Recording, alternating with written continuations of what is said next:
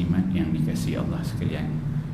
Alhamdulillah, syukur kita kepada Allah Subhanahu wa taala dengan limpah kurnia waktu yang Allah berikan kepada kita, dapat kita sama-sama solat maghrib berjemaah. Moga-moga solat kita itu diterima oleh Allah Subhanahu wa taala sebagai satu kefarduan yang perlu kita laksanakan. Syukur kita kepada Allah yang telah memberikan kita berbagai-bagai nikmat. Nescaya kita tak mampu untuk menghitungnya. Allah menyebutkan di dalam Al-Quran, wa in ta'udu ni'matallahi la tuhsuha. Dan sekiranya ingin kamu hitung nikmat yang Allah Subhanahu wa taala berikan kepada kamu, nescaya kamu tidak mampu menghitungnya. Alhamdulillah, setelah sekian lama di masjid ini kita tak ada kuliah, start pada PKP tahun 2020, jadi dekat 2 tahun.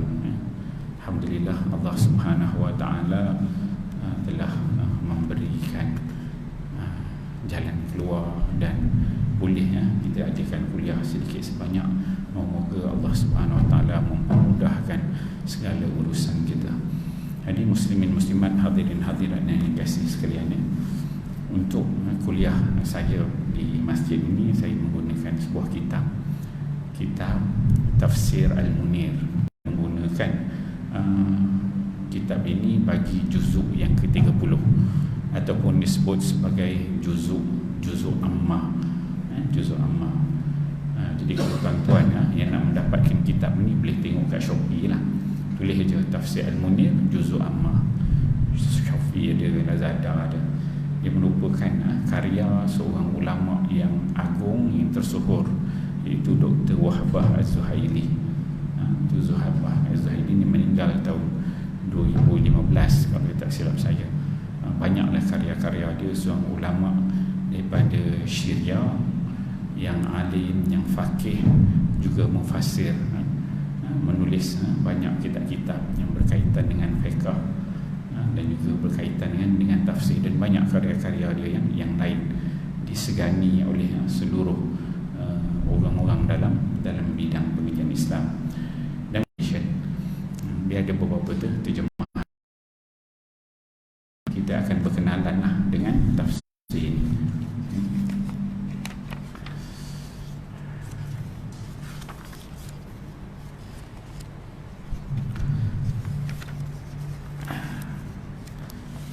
Kalau juzuk ammah ni, juzuk yang ke-30, kebanyakan daripada surah yang boleh dikatakan semua, ada 2 surah sahaja yang bukan disebut sebagai surah Makkiyah.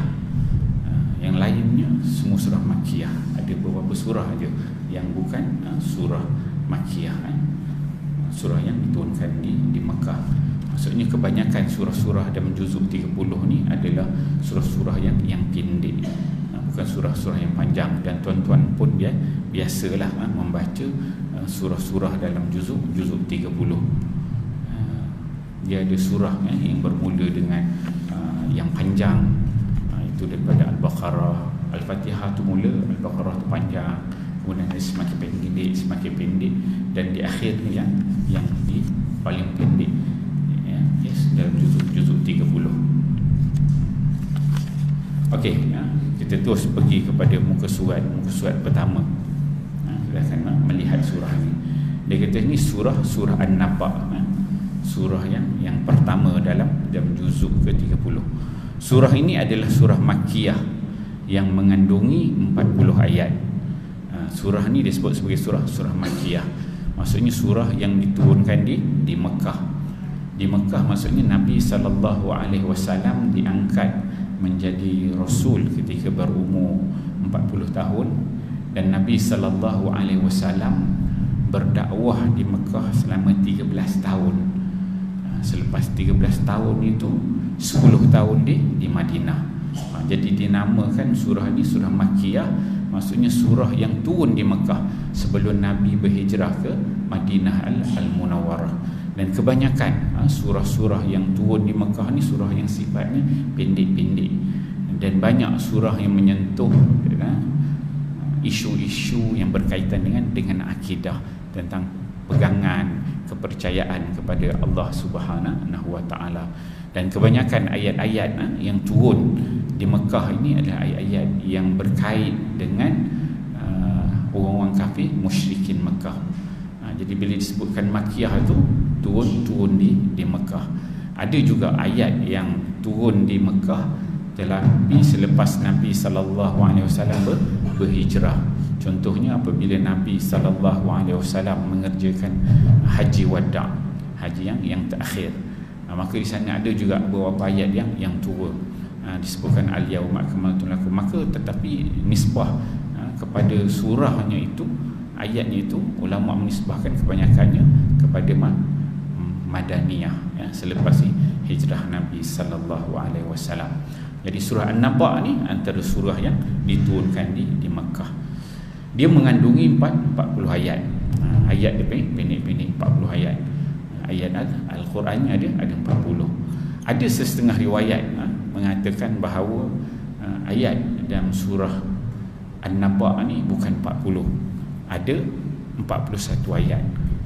Dia dalam mengira ayat-ayat Al-Quran ini disebut sebagai ulama al-adad, ulama yang mengira, ulama yang berkira-kira, ulama adat. Kalau kita belajar disiplin ilmu, dia disebut sebagai disiplin ilmu al-fawasil. Kita belajar mengira ayat-ayat Al-Quran. So bagi kita masuk Quran yang biasa kita baca ini adalah Quran Kufi, Quran yang daripada Kufah. Daripada Kufah, maka dia mengira ayat ini sebanyak 40 ayat. Dan pengiraan ayat-ayat Al-Quran ni dia ada ulama-ulama dia. Ulama yang besar dia, ada ulama daripada Mekah, ada disebut sebagai Makki, ada ulama daripada Madinah disebut sebagai Madani, ada ulama daripada Basrah disebut ulama Basri, ada ulama daripada Kufah disebut ulama Kufi, ada ulama daripada Syam disebut ulama Syami, ada ulama daripada sebelah Himsi, ataupun ada disebut sebagai ulama Iraqi, kan? Jadi yang mengira 40 ayat ni kitalah yang kita baca Quran kita yang biasa dikira 40. Kalau ulama Makki, ulama Mekah, orang Mekah, dia kira surah An-Naba ni ada 41 ayat. Begitu juga ulama Al-Basri, Basrah di Iraq, dia mengira surah An-Naba ini sebanyak 41 ayat. Itu ayat yang terakhir, inna anzarkum qariba. Dan qariba itu dikira sebagai satu ayat. Jadi ulama-ulama ini kalau kita tengok bilangan ayat Quran ni mereka ambil bukan saja-saja letak tanda itu, tetapi tanda-tanda wakaf itu mereka ambil daripada bacaan Nabi sallallahu alaihi wasallam.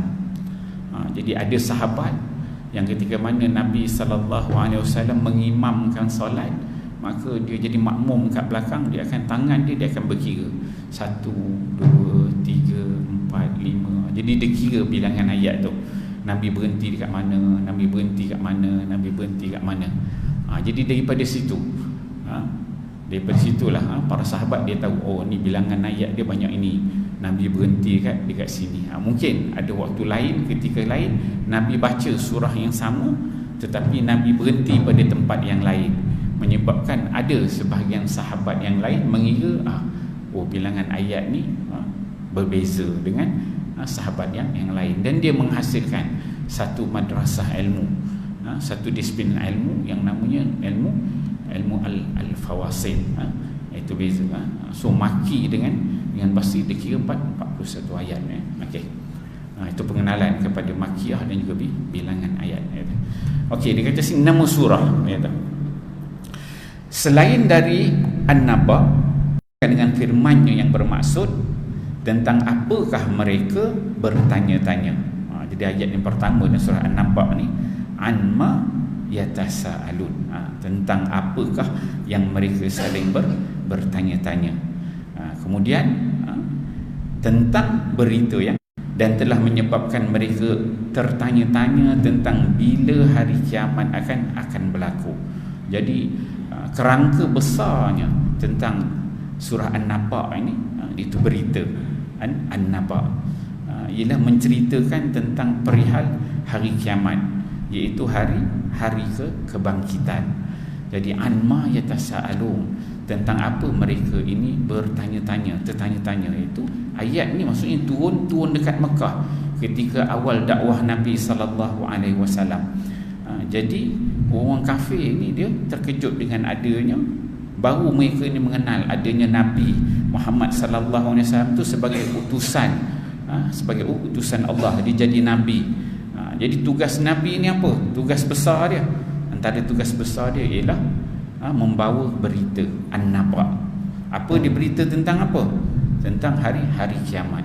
Itu yang amma yatasaalun anin naba'il azim, tentang berita tentang hari akhirat, dan itu tentang satu berita yang besar, dia kata. Ini surah An-Naba, itu pengenalan dia. Dikatakan di sini kaitan surah dengan surah sebelumnya. Hubungan surah ini dengan surah terdahulu, iaitu surah Mursalat. So surah An-Naba ni dia terletak pada awal juzuk yang ke-30. Manakala sebelum dia juzuk 29, surah yang terakhir ialah surah Al-Mursalat. So dia ada kaitan. Biasanya di antara satu surah dengan satu surah dia ada kaitan. Itu disebut sebagai tanasub suar. Di antara satu ayat dengan satu ayat dia ada juga kaitan. Itu tanasub al-ayah. Jadi ulama dia mengkaji apa kaitan di antara surah An-Naba dalam juzuk 30 ini dengan surah sebelumnya, iaitu surah Al-Mursalat. Maka dijelaskan di sini ada 3 perkara, kata Syekh Wahbah Az-Zuhaili. Dia kata yang pertama, kedua-dua surah ini boleh dikatakan saling mengupas satu persoalan yang serupa, iaitu surah An-Naba dan juga surah Al-Mursalat sebelumnya. Jadi dua-dua surah ni dia mengupas satu persoalan yang serupa, iaitu tentang kejadian hari kebangkitan. Jadi bagaimana dia dengan mengemukakan berbagai bentuk dalil bagi membuktikan kebenaran. Jadi surah Al-Mursalat dengan surah An-Naba ni dia bawakan dalil, bawakan bukti tentang akan berlakunya hari, tentang bagaimana Allah Subhanahu wa taala mampu kita ini umat Nabi Muhammad sallallahu alaihi wasallam berfikir, begini, tanda bukti Allah itu maha kuasa dan Allah itu mampu untuk melakukan kiamat. Dan dalam waktu yang sama mencela orang-orang kafir yang mendustakan kewujudan hari tersebut, yang mana pada dakwah awal Nabi sallallahu alaihi wasallam, orang kafir ni dia tak percaya bahawa adanya hari kiamat. Dia percaya hidup dunia ni hidup je, kerja apa nak kerja, buat apa nak buat, kemudian mati, selesai. Sekali je hidup tu. Dia percaya, orang kafir Quraisy dia percaya begitu. Tetapi tidak, bahawa Nabi sallallahu alaihi wasallam membawa berita bahawa selepas kita hidup ini kita akan mati, dan selepas mati kita akan hidup semula. Jadi mati itu sekali, hidup 2 kali. Itu yang betul. Okey. Kemudian melalui surah Al-Mursalat, Allah berfirman yang bermaksud, bukankah kami telah membinasakan orang-orang yang terdahulu. Surah Al-Mursalat ayat yang ke-16. Dia kata alam nahlikil awwalin. Dalam surah Al-Mursalat Allah menyebutkan, bukankah kami telah membinasakan orang-orang yang terdahulu. Ni kaum-kaum yang terdahulu. Kemudian disambung lagi dalam ayat yang ke-20, bukankah kami menciptakan kamu dari air yang hina, alam nakhluqukum mimma immahin. Jadi ditanya, Allah bertanya kepada orang kafir Quraisy, supaya apa orang kafir pada ketika itu? Dia berfikir tentang kekuasaan Allah Subhanahu wa taala, kemampuan Allah untuk melakukan hari kiamat. Alam nakhluqukum mimma immahin, bukankah kami yang telah menciptakan kamu semua ni wahai manusia daripada air? Bukankah kami menjadikan bumi tempat kamu berkumpul? Jadi orang kafir pada ketika itu berfikir, Allah Ta'ala ciptakan itu, Allah Ta'ala berikan kehidupan, Allah Ta'ala hancurkan umat-umat sebelum. Jadi mereka tahu juga cerita-cerita ni. Jadi semua tu Allah Ta'ala bertanya. Manakala menerusi surah ini, ini surah An-Naba, yang tu tadi surah Al-Mursalat. Manakala menerusi surah ini, Allah berfirman, bukankah kami telah menjadikan bumi sebagai hamparan? Alam naj'alil arda mihada. Bukankah kami telah jadikan bumi ini sebagai satu hamparan mihad. Kalau mahdi itu orang kata minal mahdi ilal lahdi, maksudnya dia buayan. Mahdi ni hamparan, tempat tempat tidur, tempat rehat. Jadi Allah Subhanahu Wa Taala yang menciptakan bumi ini, untuk yang menciptakan. Jadi Allah semuanya yang pertama. Jadi saling mengupas persoalan yang serupa. Maksudnya dalam surah Mursalat cerita, ditanya, alam nahlikil awwalin, alam nakhluqukum mimma immahin. Allah Taala tanya.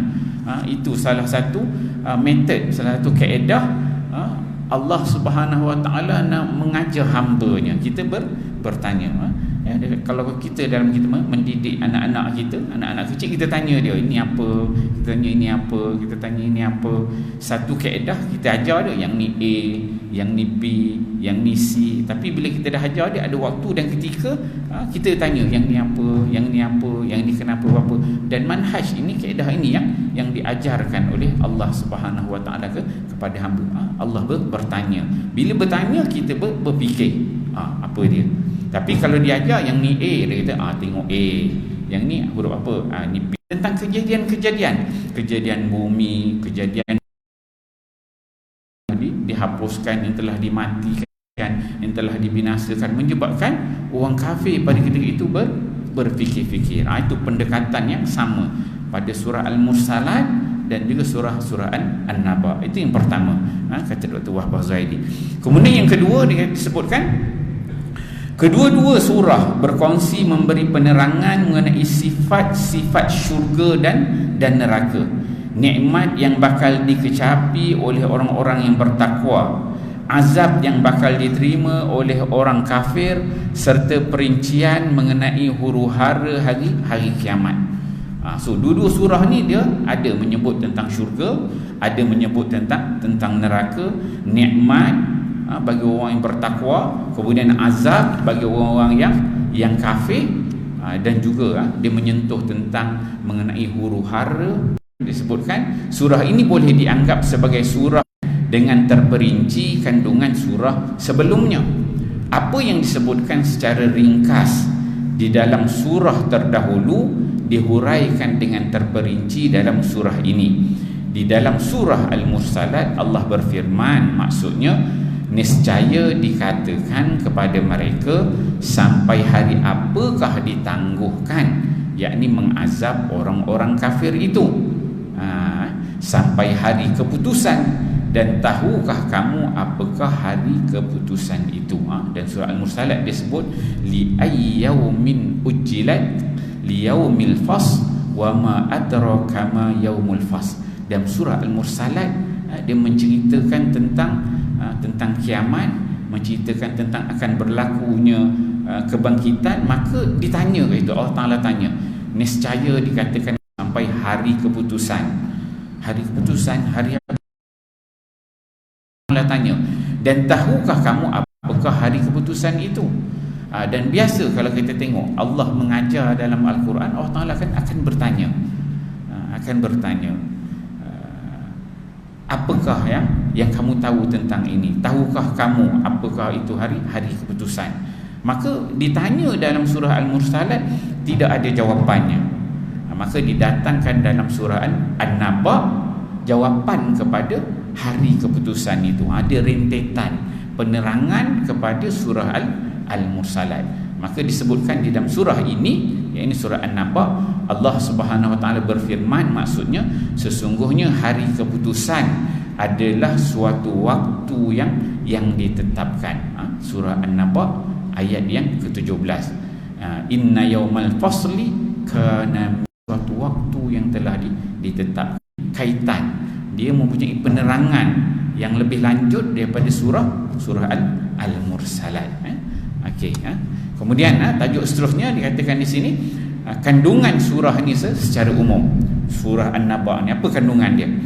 Ruang lingkup isi perbincangan surah ialah memperkukuhkan kewujudan hari kebangkitan berasaskan berbagai dalil. So kerangka dalam surah An-Naba ni dia membincangkan tentang wujudnya hari kiamat, hari kebangkitan. Bagaimana cara nak diketengahkan itu, nak diperkenalkan hari kiamat itu? Dengan mendatangkan berbagai jenis dalil. Lantaran itu ia dimulakan dengan menyebut tanda tanya orang-orang musyrikin terhadap hari kebangkitan dan perkabaran mengenai hari yatasaalun. Dia kata tentang apakah saling tanya menanya. Jadi orang kafir ni dia saling tanya menanya tentang apa? Dia saling tanya bertanya. Kemudian diceritakan tentang hari kiamat.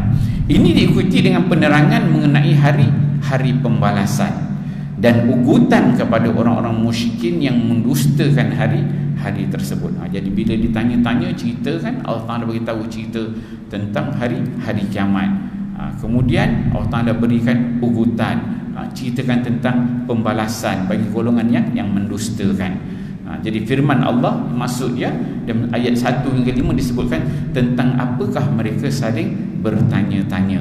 Situ ya. Kemudian surah ini membentangkan dalil-dalil yang menunjukkan kewajaran perkara itu berlaku.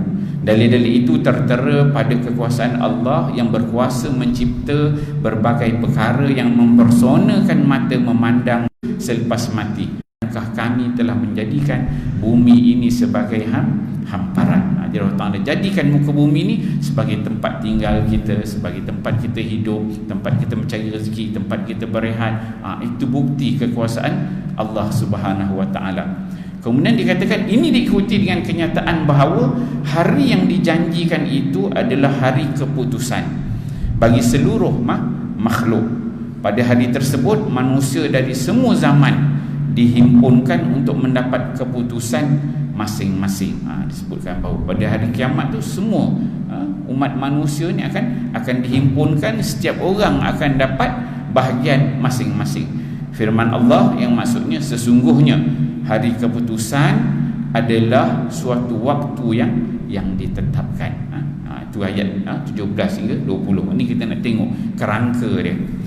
Tidak cukup dengan penjelasan itu, ia diikuti pula dengan yang bakal diterima oleh orang-orang kafir dan gambaran nikmat yang bakal dikecapi oleh. Biasanya peringatan yang Allah berikan dalam Quran ni dia akan ceritakan tentang azab dulu. Begini azab bagi yang tidak mengikuti petunjuk, tidak beriman dengan Allah. Kemudian baru Allah Taala ceritakan tentang nikmat syurga. Ini dilakukan melalui bentuk perbandingan antara unsur-unsur targhib dan juga tarhib. Dia bentuk yang Allah datangkan adalah bentuk dengan memberikan peringatan azab, kemudian memberikan tentang mubasyirin, berita-berita yang menggembirakan tentang nikmat-nikmat di dalam syurga. Firman Allah yang maksudnya sesungguhnya neraka jahanam itu sentiasa mengintai dan menunggu-nunggu. Saudara An-Naba ayat 21, Allah Ta'ala sebutkan neraka jahanam itu dia sentiasa mengintai dan menunggu-nunggu siapalah di antara kita ni yang akan masuk neraka Allah kata. Kemudian dikatakan sini sesungguhnya orang-orang yang bertakwa akan mendapat kejayaan. Yang neraka jahanam tadi menunggu mengintai siapa yang akan masuk, sedangkan bagi orang bertakwa dia akan mendapat kejayaan. Surah ini diakhiri dengan pernyataan bahawa hari kiamat seperti yang telah dijanjikan di peringkat awal tadi tetap akan berlaku dan memberi amaran kepada orang-orang kafir dengan balasan azab yang pedih.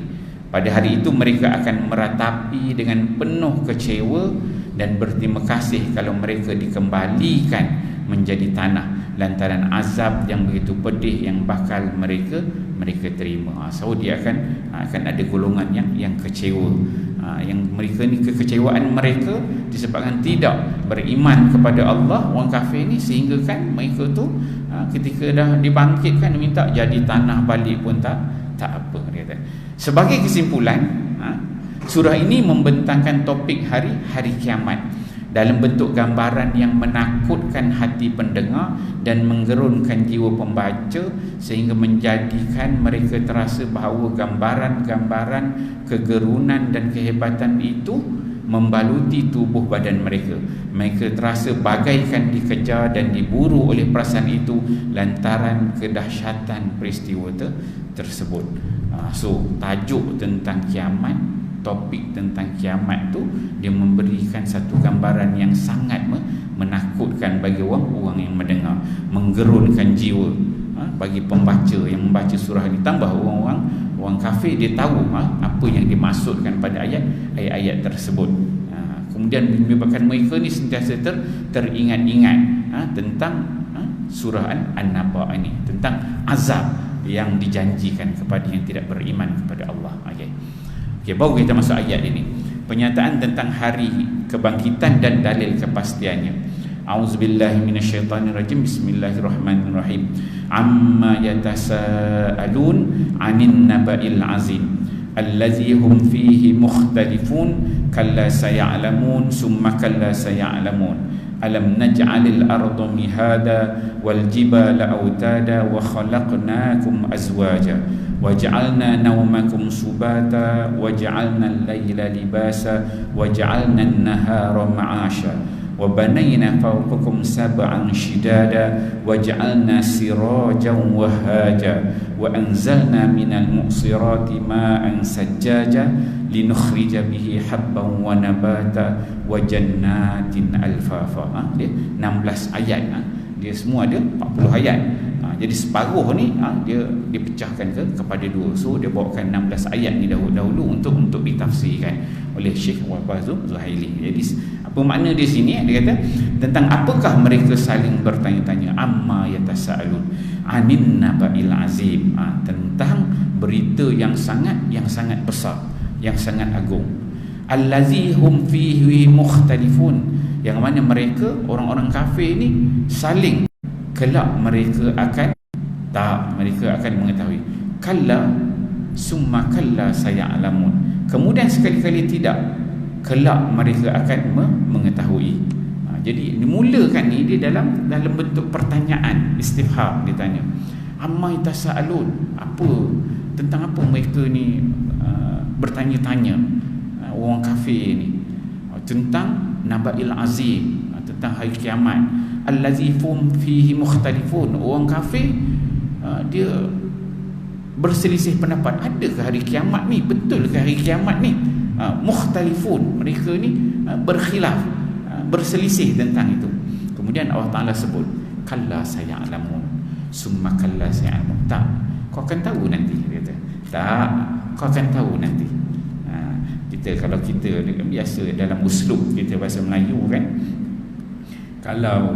kalau sesuatu benda yang kita tak nak anak kita buat ke, kita nak larang satu tu, dia buat juga, nanti tahulah kenalah macam mana, nanti tahulah kenalah macam mana, itu yang disebutkan. Buatlah nanti kenalah nanti. Itu yang uslub yang Allah Taala bawa. Kalla saya'lamun summa kalla saya'lamun, tak, kau tahulah nanti. Tak, kau tahulah nanti, dia kata. Kemudian Allah Ta'ala sebut alam naj'alil arda mihada, bukankah kami telah menjadikan bumi ini tempat sebagai hamparan, tempat untuk kamu hidup, muka bumi ini. Allah Ta'ala kata kau akan tahu nanti. Cuba kau tengok, bukankah bumi ini Allah Ta'ala dah jadikan sebagai tempat hamparan. Wal jibala autada, dan Allah Ta'ala ciptakan jibal, bukit-bukit tu sebagai pasak kepada bumi. Wa khalaqnakum azwaja, dan kami ciptakan engkau wahai manusia, wahai orang kafir Quraisy, azwaja, berpasang-pasang. Siapa yang ciptakan? Allah lah yang ciptakan. Wa ja'alna naumakum subata, Allah Ta'ala jadikan, Allah Ta'ala ciptakan waktu malam, waktu tidur kamu untuk subata, untuk kamu berehat. Wa ja'alna laila libasa, dan jadikan waktu malam itu sebagai pakaian kamu untuk kamu tidur. Wa ja'alna an-nahara ma'asha, dan Allah jadikan waktu siang itu untuk kamu mencari rezeki, untuk kamu hidup. Wa banayna fawqakum sab'an shidada, dan Allah ciptakan di atas kamu sab'an shidada, 7 lapis petala langit yang sangat kukuh. Yang mana Allah Ta'ala tanya ni, orang takkan tanya benda tu, yang manusia takkan tanya. Yang pertanyaan ini hanya ditanya oleh Tuhan, hanya ditanya oleh pembuat. Yang kena buat dia takkan tanya, tapi yang membuat, yang menciptakan, dia akan tanya soalan-soalan ini, sebab dia yang menciptakan. Kita manusia kita tak tanya, tapi apabila soalan ni, orang kafir dia berfikir-fikir, lain macam soalan.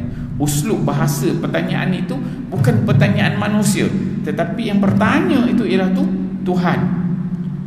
Dia kata, waja'alna sirajan wahaja, dan kami jadikan lampu yang terang benderang itu matahari. Mana siapa boleh kata matahari itu dia buat? Kan? Ada siapa boleh claim matahari dia buat? Tak. Tapi apabila Allah Ta'ala yang sebut kami jadikan matahari yang terang benderang, tak ada manusia claim dia kata dia buat matahari. Lepas itu, wa anzalna minal mu'sirati ma'an sajjaja, dan Allah Ta'ala kata kami turunkan daripada langit curahan air yang mencurah-curah, hujan. Mana ada manusia claim hujan tu aku yang turunkan? Tengok ayat tu, ayat yang luar daripada kemampuan manusia.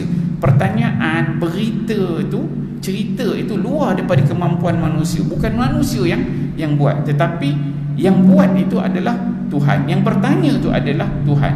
Kan? Biji-bijian kami tumbuhkan, tumbuh-tumbuhan, wajannatin alfafa, dan juga kebun-kebun yang lebat, yang segar. Jadi semua pertanyaan, bentuk-bentuk pertanyaan ini bukan ditanya oleh manusia. Manusia takkan tanya gitu, uslub tu, benda yang luar daripada batas manusia. Melainkan ini merupakan ayat-ayat yang diturunkan oleh Allah kepada Rasulnya Muhammad sallallahu alaihi wasallam untuk dibacakan kepada orang-orang kafir Quraisy pada ketika itu. Itu dia punya kerangka 16 ayat yang pertama. Kemudian dibawa di sini sebab turun surah. Apa sebab turun surah ini? Dia kata, sebab turun ayat yang pertama tentang apakah mereka saling bertanya-tanya. Itu An-Naba ayat yang pertama. Turunkan ekoran perutusan Nabi alaihi wasallam sebagai rasul. Apabila Rasulullah diangkat menjadi rasul, mereka saling bertanya sesama mereka. Setelah itu Allah menurunkan ayat tentang apakah mereka saling bertanya-tanya, iaitu tentang berita yang besar. Maksud diturunkan disebabkan diutus Nabi Muhammad sallallahu alaihi wasallam itu sebagai rasul. Itu menjadi pertanyaan bagi orang-orang kafir. Betul ke Nabi Muhammad ni sebagai rasul?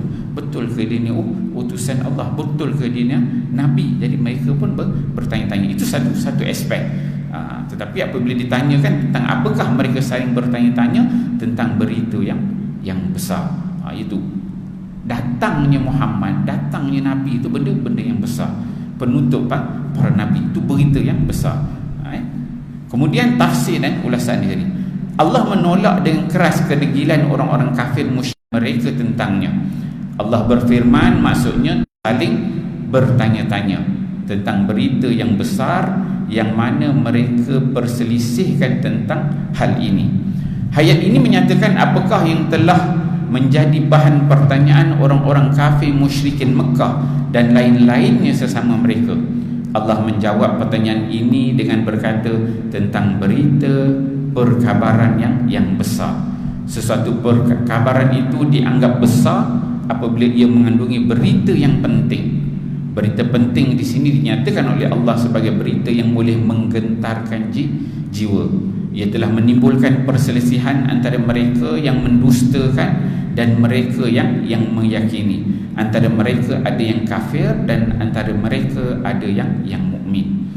Bila turunnya ayat ini, orang kafir pada ketika itu ada sebahagiannya percaya, beriman. Ialah berita tentang hari kebangkitan. Dalam ayat yang lain Allah menyebutkan kata-kata mereka sebagai di dalam surah yang lain pula disebutkan kehidupan itu tidak lain hanyalah kehidupan kita di dunia ini. Kita mati dan kita hidup dan sekali-kali kita tidak akan dibangkitkan lagi. Dalam surah Al-Mu'minun ayat 37 disebutkan bagaimana cara orang kafir pada ketika itu dia berfikir, dia mengatakan bahawa kehidupan ini tidak lain dan tidak bukan hanya hidup yang sementara dekat muka bumi ini.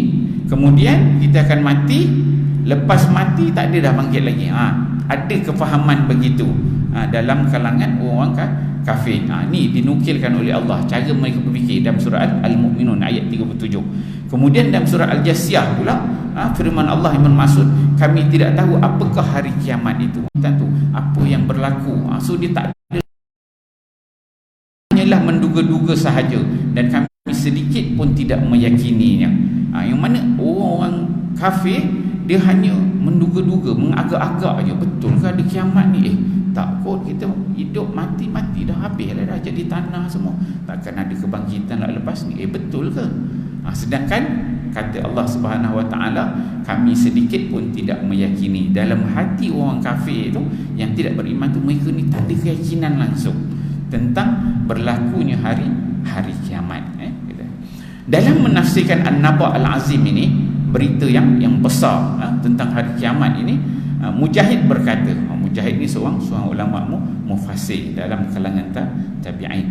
Biasanya Mujahid ni dia akan ambil daripada ulama-ulama daripada Mekah, mungkin anak murid kepada Abdullah bin. Lain daripada katakan Naba'ul Azim itu hari kiamat, pendapat kata Mujahid, dia kata sebenarnya An-Naba' itu, berita yang besar itu adalah Quran.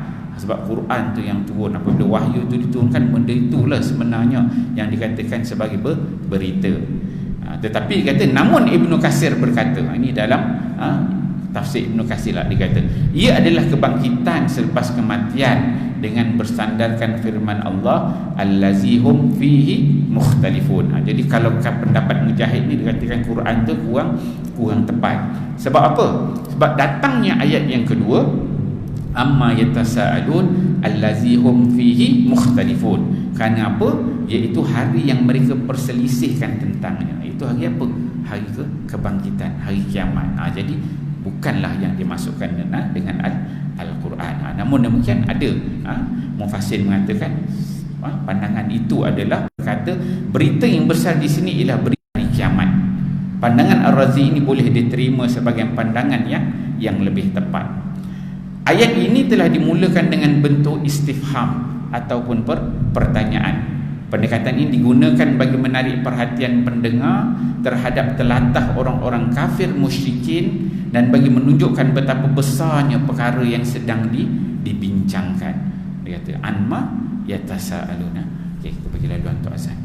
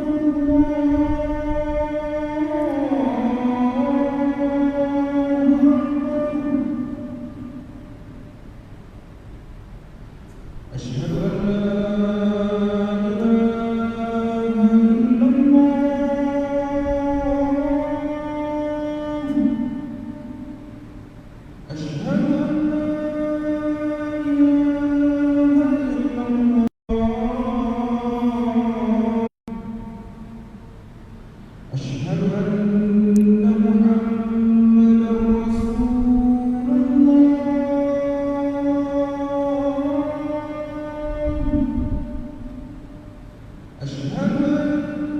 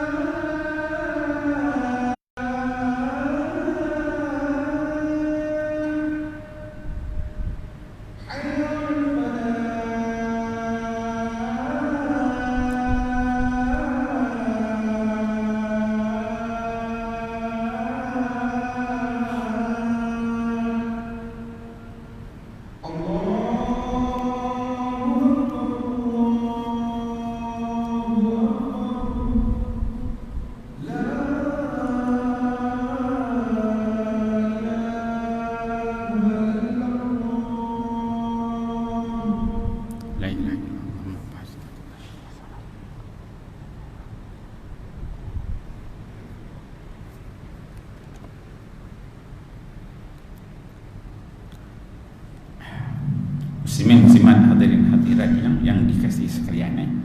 So permulaan ayat Nabi sallallahu alaihi menjadi rasul. Dengan Nabi didatangkan, dibawakan Al-Quran kepada Nabi sallallahu alaihi wasallam.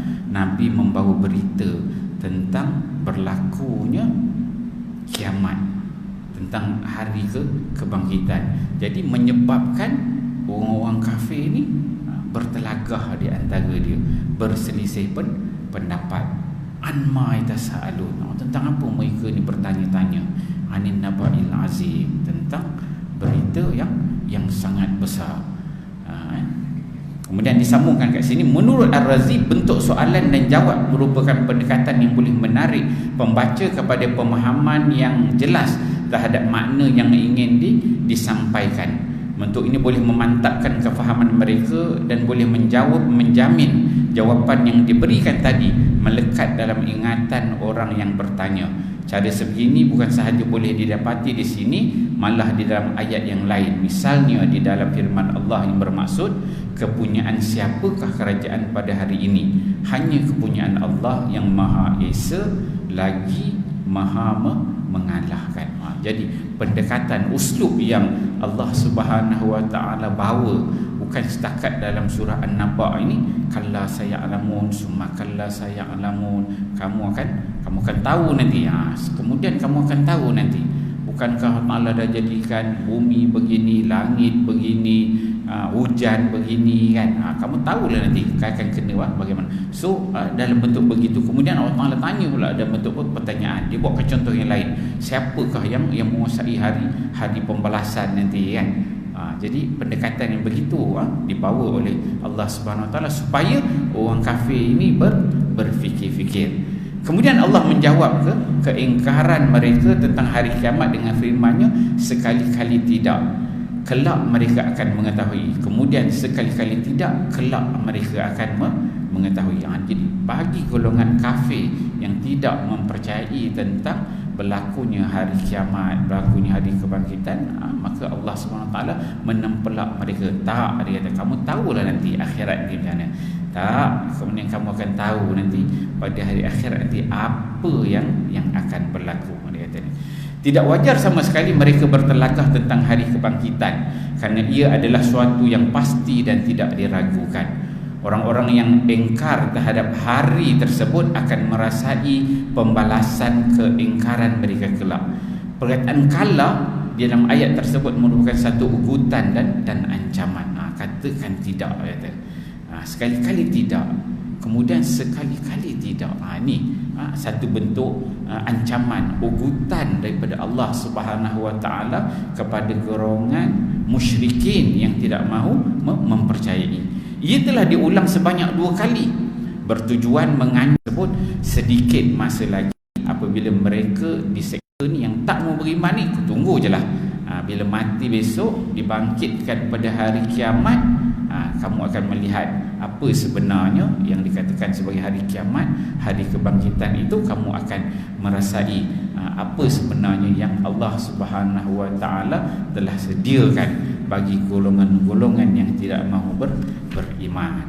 Jadi insya-Allah tuan-tuan mulia, kita berhenti dekat sini dulu sampai ayat ke-16. Insya-Allah kuliah kita akan datang, kita akan tengok sambungannya insya-Allah.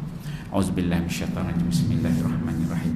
Alhamdulillahirabbil alamin wassalatu wassalamu ala asyrafil anbiya'i wal mursalin wa ala alihi washabbihi ajmain.